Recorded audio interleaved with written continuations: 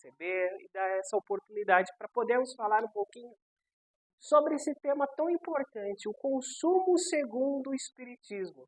O Adilson já fez a apresentação aí do meio espírita e hoje nós vamos falar a respeito desse assunto bastante importante. Então, como foi dito também, né, o Fonte Viva está nos recebendo, eu sou Leone Bombonati, estou representando o Grupo Espírita Maria de Magdala nesta noite. Espero que vocês apreciem a jornada, tá certo?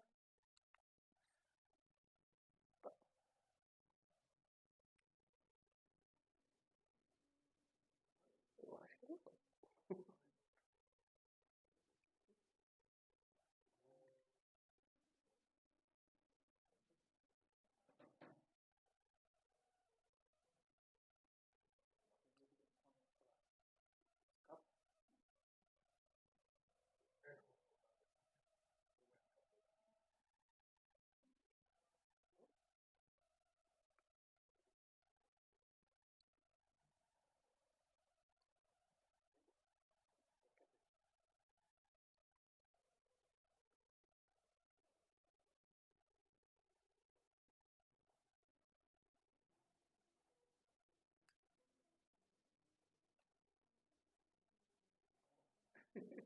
Opa,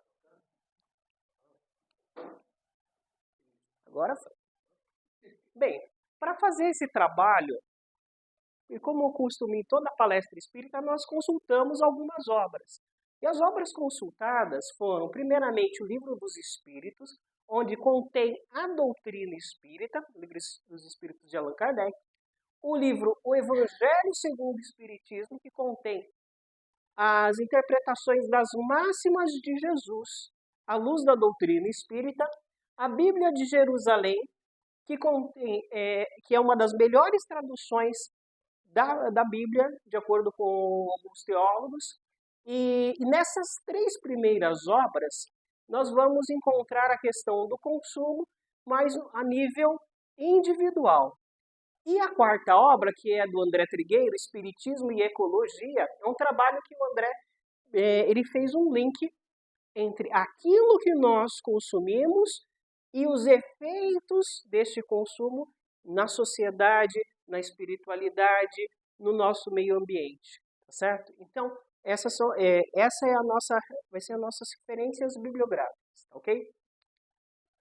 Bom, dito isso, vamos lá.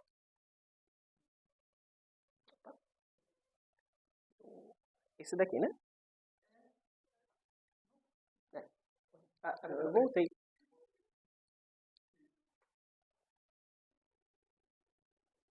Agora foi. Então vamos definir o consumo de acordo com o dicionário Michaelis. Diz o seguinte, que o consumo é o uso que se faz de bens e serviços produzidos. Então tudo aquilo que nós usamos é um tipo de consumo, tá? Sejam bens ou serviços. E o que nós consumimos enquanto encarnados? Bom, a primeira coisa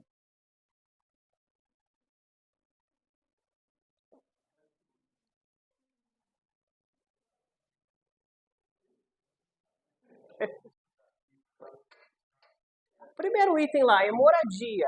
A moradia é um tipo de consumo, sendo ela uma moradia própria ou alugada.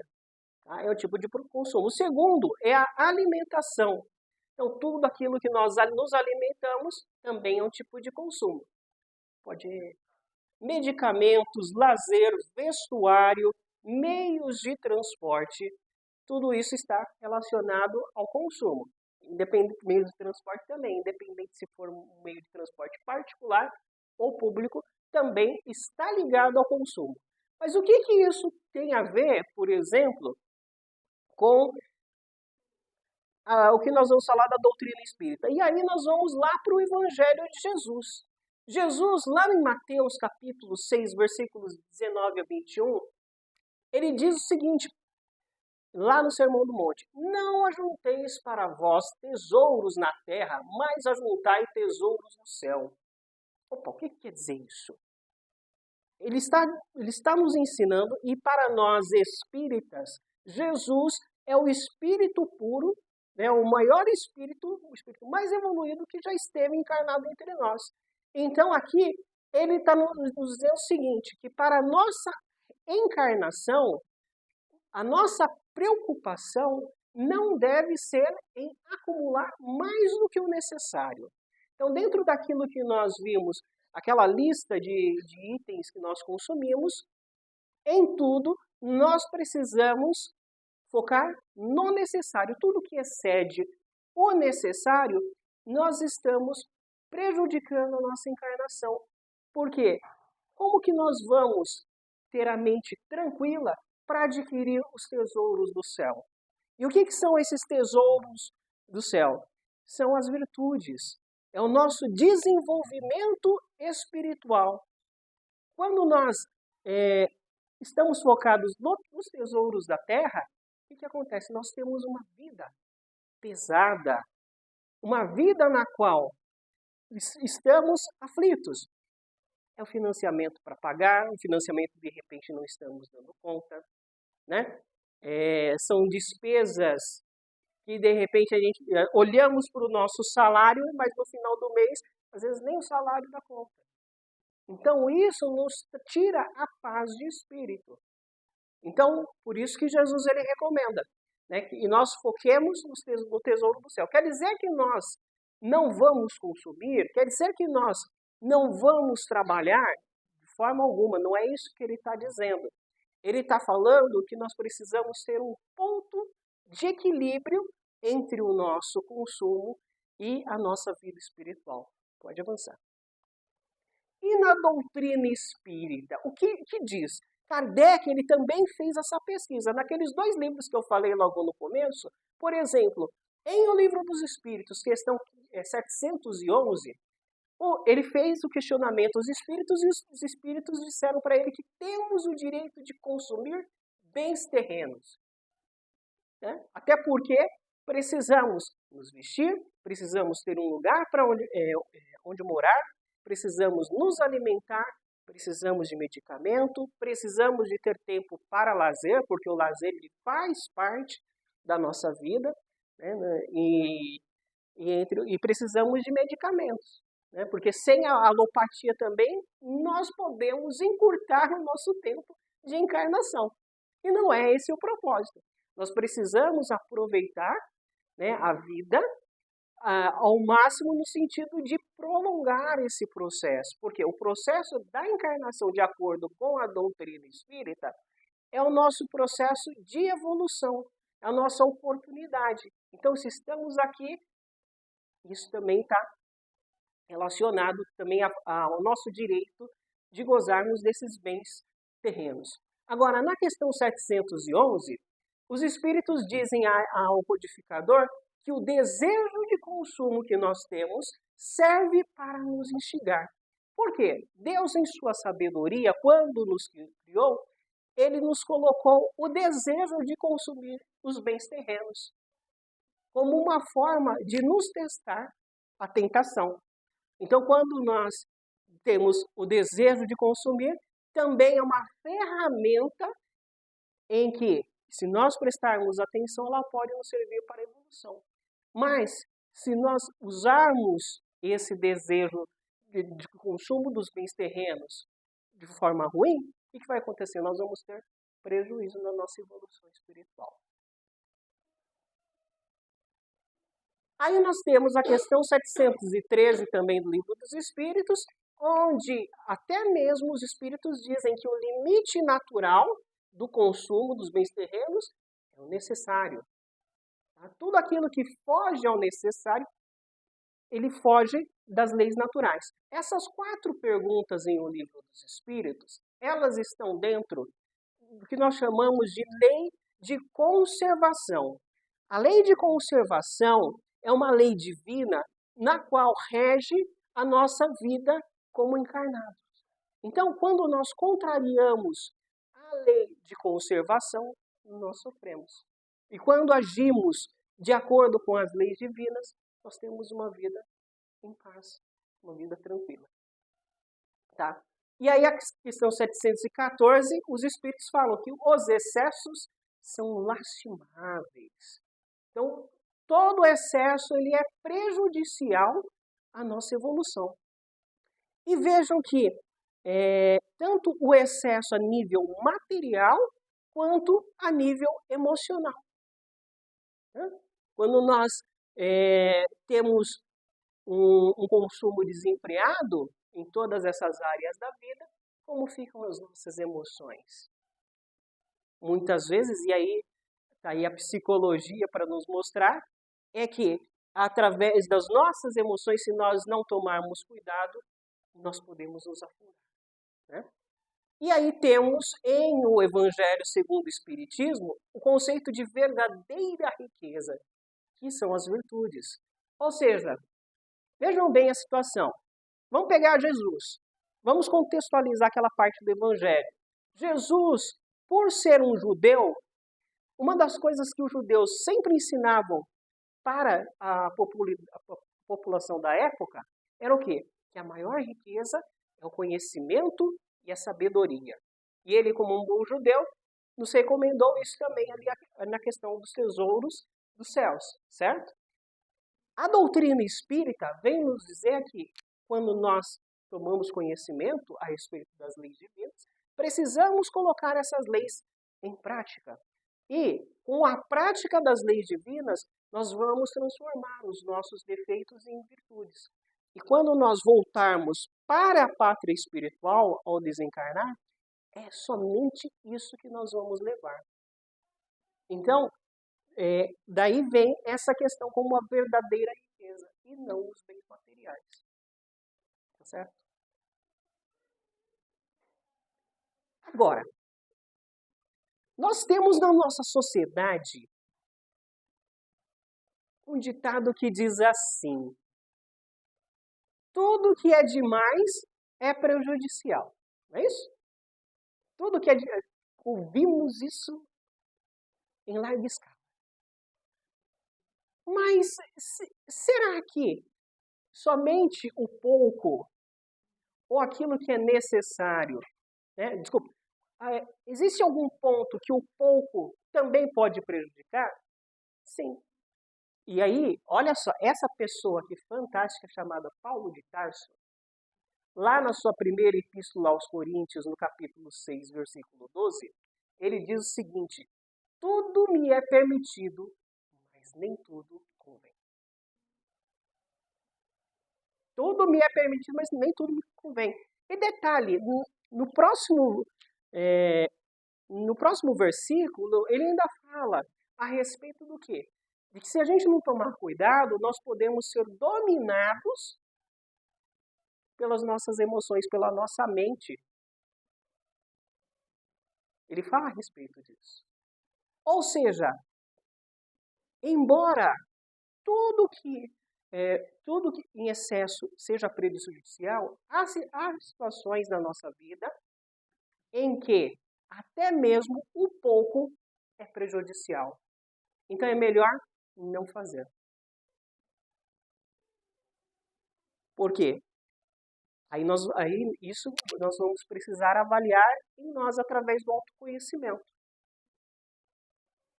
Ah, mas na nossa sociedade é falado, né? Ah, não, mas só um pouquinho não faz mal. Então nós precisamos fazer essa reflexão de Paulo. Será que convém? Será que precisamos fazer? Será que precisamos consumir? Qual é o efeito deste consumo nas nossas vidas? Então nós precisamos pensar, refletir. Porque é somente através da reflexão que nós vamos chegar aqui. E aí nós vamos falar daqui a pouco de consumo consciente, que está relacionado a tudo isso daqui. Todo esse conhecimento espiritual. Então, quando nós diferenciamos o necessário e olhamos para isso, quer dizer, nessas situações, que são situações específicas, o pouco é desnecessário. É melhor não fazer. Como Jesus disse, se a tua mão ou teu olho te faz pecar, arranca. Não está lá no Evangelho? Então é isso. Agora, esse senhor bastante simpático, chamado André Trigueiro. Muitos de nós conhecemos ele do Jornal Nacional, né? Ele publicou aquele livro, Espiritismo e Ecologia, e ele fez um link, né, entre espiritualidade, meio ambiente e sociedade. E aí o que ele fez? Ele está propondo neste livro a questão ele mostra para nós os impactos do nosso consumo inconsciente na nossa sociedade, na nossa espiritualidade e no meio ambiente. Tá certo? E aí o que ele propõe? Ele propõe um método muito simples para nós, por quê? Esse método vai nos responsabilizar individualmente. Aquilo que cada um de nós podemos fazer por nós e pela nossa sociedade. O primeiro item é repensar os hábitos de consumo. Fazer uma lista de tudo aquilo que nós consumimos e pensar, será que vale a pena? Será que dá para reduzir? Será que dá para reutilizar ou reciclar? E nós não estamos falando só de coisas materiais, não. Às vezes nós precisamos fazer uma viagem interna nas nossas emoções, nos nossos hábitos, de uma forma geral, e fazer esse movimento. Né? Pode mostrar. Valorizar o essencial. O que vale realmente daquilo que estamos consumindo? E esse consumo, como eu falei, não é só material, às vezes é de informação. As informações que nós estamos consumindo nos dias de hoje, seja através da internet, que hoje é fácil. Exatamente. Isso. Ou, por exemplo, vou dar um exemplo bem bacana no mundo digital, porque às vezes a gente acha que essa parte aqui, ela somente na parte física. Não. Vamos supor, a gente sempre fala assim, nós não precisamos do celular último tipo. Tá bom. Mas às vezes nosso celular ele tá tão travadinho, né? Tá tão dificultoso. Mas o que acontece? Às vezes nós temos aplicativos demais no celular. E nós precisamos rever se todos os aplicativos que nós temos, realmente nós precisamos, realmente nós usamos. Ou seja, o método, ele é o mesmo. Né? Porque às vezes, se de repente a gente faz uma faxina no celular, no computador, de repente a gente nem precisa comprar um outro modelo. Dá para esperar mais um pouquinho. Mas o que é? É nós termos essa consciência. É usar a razão, ou aquilo que a doutrina espírita nos ensina. A fé raciocinada. Deixa eu ver se é isso mesmo. Tá? E aí, com isso, a gente estimula o que? A simplicidade voluntária nas nossas vidas, damos o exemplo para as outras pessoas. Só um momentinho. Tá? Agora, tudo isso que nós estamos falando, embora seja muito bonito no papel, exige de nós o autoconhecimento. Autoconhecimento sem se conhecer. E como que a gente faz para se conhecer? Por quê? A gente vai chegar em casa, vai ter que olhar para tudo que nós consumimos, tudo que nós temos. E como é que separar o que nós vamos continuar usando, o que não vamos mais usar? É o de fórum íntimo. Às vezes nós pensamos, poxa vida, mas isso aqui eu preciso. Esse daqui já dá para descartar. Mas como que a gente faz esse autoconhecimento? Existe um método que um espírito chamado Santo Agostinho passou para Allan Kardec lá no Livro dos Espíritos. Só que ele utilizou esse método durante a sua última encarnação para fazer reforma íntima. Tá? Neste caso, nós podemos utilizar o método de autoconhecimento que ele propôs ali também para verificar o nosso consumo. Veja, ele falou para Kardec o seguinte, quando Kardec perguntou qual é o meio mais eficaz para se evoluir. Aí o Santo Agostinho falou o seguinte para ele. Todas as noites antes de dormir, eu repassava as situações do meu dia, né, na minha cabeça. E conforme eu ia lembrando, eu ia refletindo se de repente eu fiz a caridade, se eu agi conforme ensinava Jesus. E nas situações que eu via que eu não estava tão bem no Evangelho, no outro dia eu me organizava para fazer certinho. Né? E toda noite ele fazia essa revisão.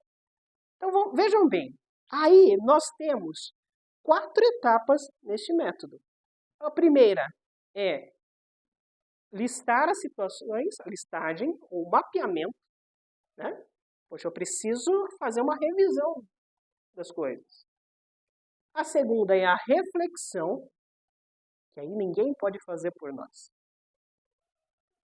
Aí ninguém pode dizer o que é certo e errado, é a nossa consciência, né? A reflexão. Depois que fizermos a reflexão, vem a fase de tomada de decisão. Por quê? Uma vez que nós identificamos a necessidade da mudança, somos nós os responsáveis para que ela aconteça. E aí nós vamos nos organizar. Puxa vida, aqui está dando errado. Vou ter que fazer de outro jeito. Vou fazer dessa forma. E aí a quarta e última etapa, não menos importante, a periodicidade dessas revisões. Veja, se Santo Agostinho ele fizesse esse método, executasse somente uma vez e não fizesse diariamente, o que ia acontecer? Poderia ser que na hora que ele se organizou para mudar a situação e de repente ele foi para o dia seguinte, tentou uma nova abordagem e não deu certo, ia ficar do mesmo jeito, né? E a gente precisa, então, ter a periodicidade de revisar a nossa caminhada. Porque aí sim nós estaremos fazendo algo de forma consciente. Então, trazendo para cá, é a mesma coisa. Vamos revisar o nosso consumo. Né? Vamos fazer esse processo. Vamos listar, vamos refletir, vamos nos organizar para eliminar ou para reutilizar e reciclar, mas de tempos em tempos, aí é de cada um. Eu não vou falar diariamente, porque diariamente nós espíritas já vamos ter que fazer o método da reforma íntima. Mas esse daqui, nós podemos fazer semanalmente, mensalmente, né? Mas nós precisamos nos organizar. Se nós não nos organizarmos, nós não vamos conseguir fazer o exercício da mudança. Certo? Pode ir. E aí, concluindo, isso daqui é para nós pensarmos. O consumo consciente não é sobre o que consumimos, mas como e por que consumimos. Muito obrigado, muita paz.